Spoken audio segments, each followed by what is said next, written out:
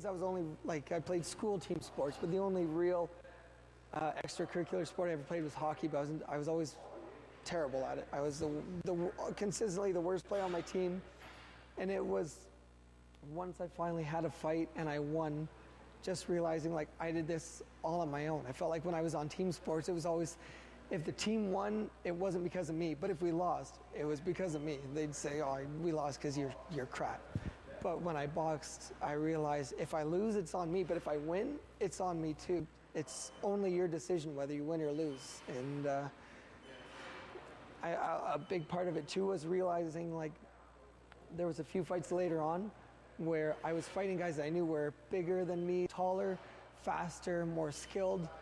There was a few times where I let those guys beat me because I'd say, this guy's better than me, I'm not going to beat this guy. But then eventually there was one guy that I knew was really good. One of my buddies who was a lot better than me just barely beat him, and I was kind of nervous before the fight.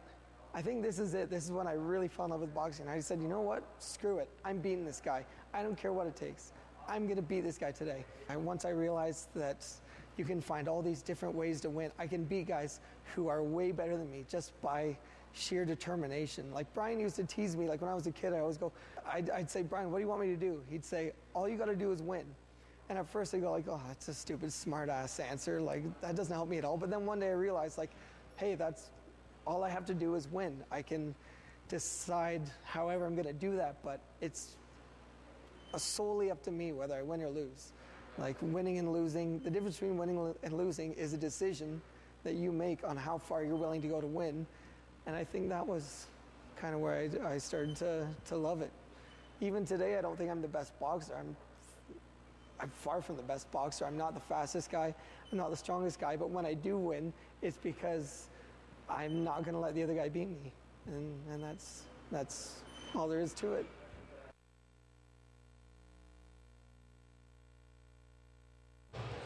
Ladies and gentlemen, please welcome Steve Rainford.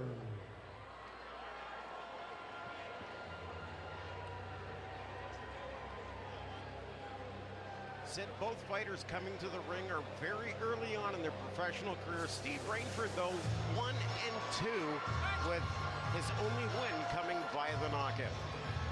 Yeah, I've seen Steve Rainford. Saw him fight a few times in the amateurs, and he knocked the people out in the amateurs with the amateur gloves, and he's actually got a really good right hand. It's just, can he land it on Aurey Cox?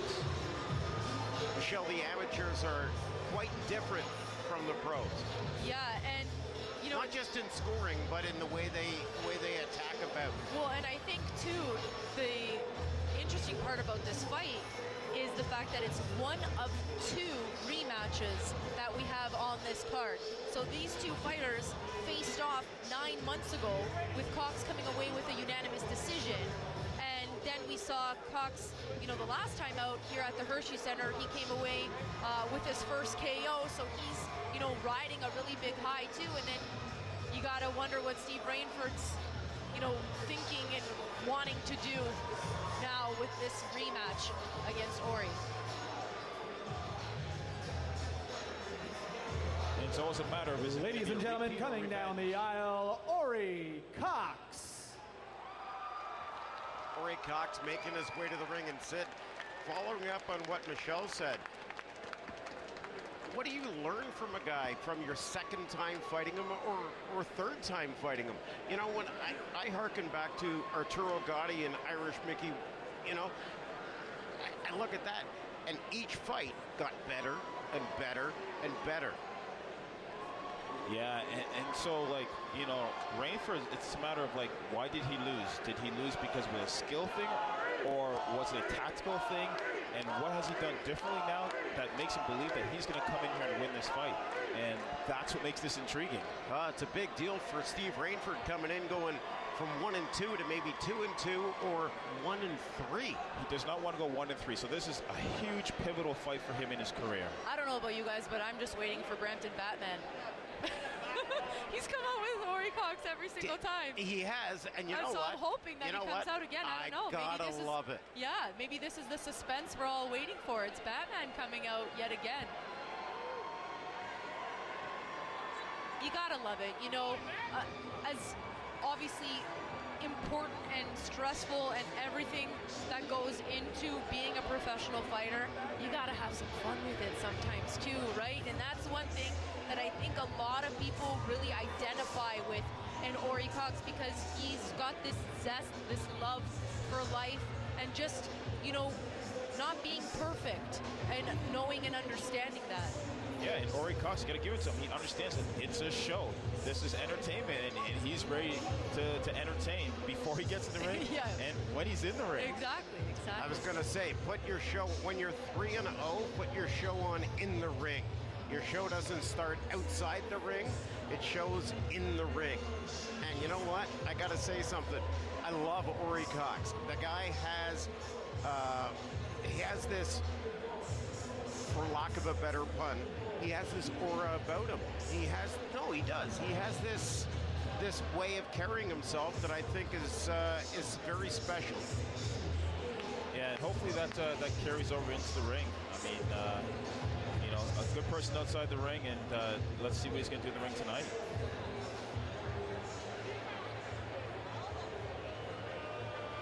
Rainford's walking around. He looks focused, but not too uptight, which I like to see. Focused, but not too uptight. Michelle, he looks a little bit like he's a little ticked off that he's waiting this long in the ring. Well, it's, you know, it's funny, as a fighter, you know, how do you treat this kind of a situation? Or, you know, you don't want to get too high or too low. And what do you know it? We mentioned the Batman. Brampton Batman's here. Of course. You knew it was going to happen. Well, you never know. The Yes, you suspense, do. The suspense had me. I want a selfie with Batman. But, you know, going back to that, how much can emotion draw into this, or how much do you let it draw into it? Because really, you want to be even keel in there, but it's very hard to keep your emotions intact, especially when you're fighting against a guy that just beat you in August. It's very closely short turnaround in terms 100%. of... Yeah, your memory is absolutely. right there of what happened. Sid, I'm going to ask you a question that I know is, how important is it to have a former champion in your corner? Knowing that you have a guy in your corner that's actually been to where you want to be is huge, because you know he understands and he's walked that road. So it's a big advantage when you're able to kind of tap into that and suck, you know, all that information and knowledge from that trainer.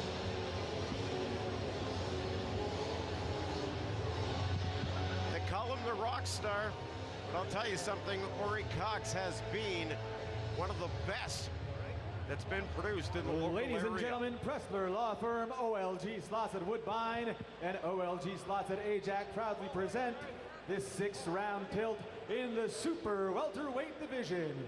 Your judges for this contest, Mr. Martin Delita, Ms. Kelly Zolnicek, and Mr. Harry Davis. When the bell sounds, your referee is Mr. Dave Dunbar.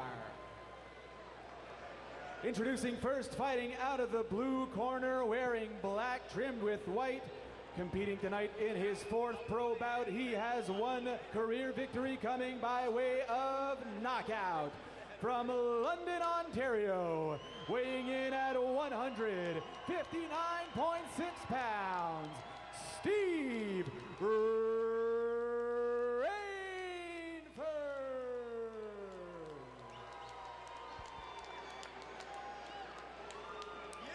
And his opponent fighting out of the red corner, wearing all black and accompanied to the ring tonight by the Dark Knight himself. He is undefeated as a professional, 3 wins, 1 coming by way of knockout, no defeats. From Orangeville, Ontario, weighing in at 159.8 pounds, Aurey Cox.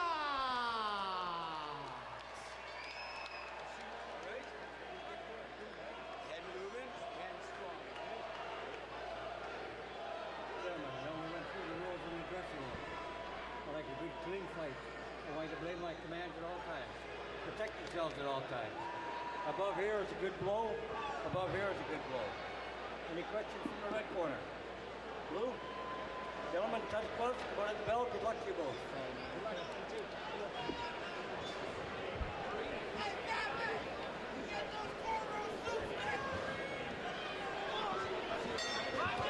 Just to clarify, Sid, as well, we were talking earlier about the corner of Aurey Cox, and Brian Mackey is the guy we were talking about. But here's a guy that fought in Las Vegas on a world stage, and that's a big deal having in your corner.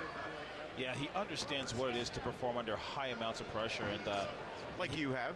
Yeah, and so now you know you can look at your fighter and be like, okay, you know, I got to bring him up or I got to bring him down, and oh. Wow, what a right hand coming from Aurey Cox. Yeah, I talked about Rainford's right hand, and Aurey Cox put one right on the chin there, and down goes Rainford. He looks okay, though. Call that a flash knockdown. Cox going in for the kill now, pushing him against the ropes. Cox looking for the uppercut there, missed it.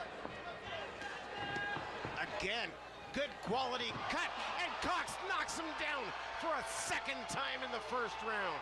This time it looks, Michelle, like Rainford's hurt, unlike the flash knockdown in the first. Yeah, 2 minutes left in this round. He's not, it's over.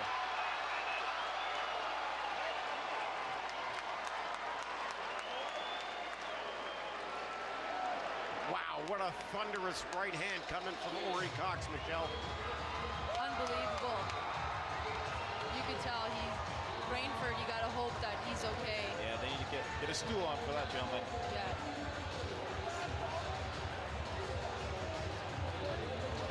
And he was holding his hands a little low, you know, he had them sitting on his chin, but it wasn't really covering up the temple. And he came over the top. See, you can't leave yourself that wide open that early on in a fight. Yeah, he was moving forward, trying to land his own fight, his own punches, but got caught in between. So this is knockdown 1 of 2. Yeah, and it wasn't even full contact technically. He just beat him to it. You know, his hands were kind of out. And that's another thing about boxing and the sport that really people don't understand unless they get in there. The fact that you have to punch while someone is punching you.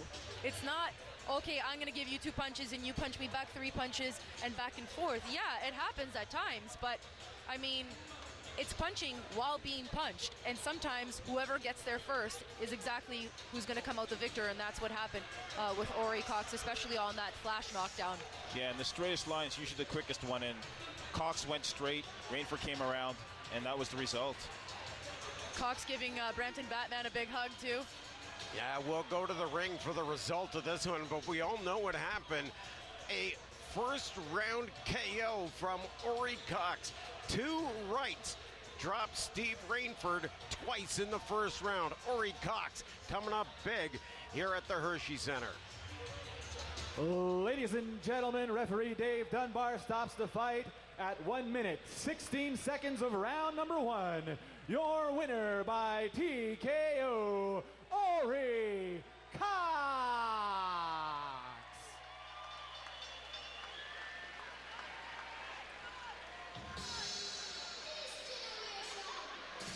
I'll say Aurey at least isn't stealing my microphone from me this time around.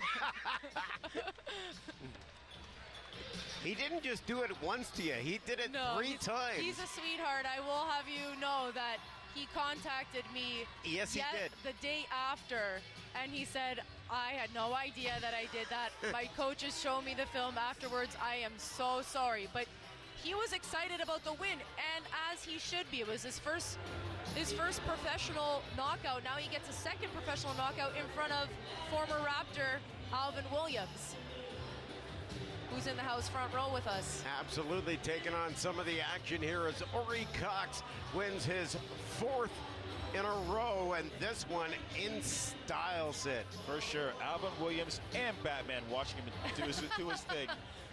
What a night. You think Alvin Williams is here to see this fight, or is he here for, oh, I don't know, are the Raptors playing a game soon?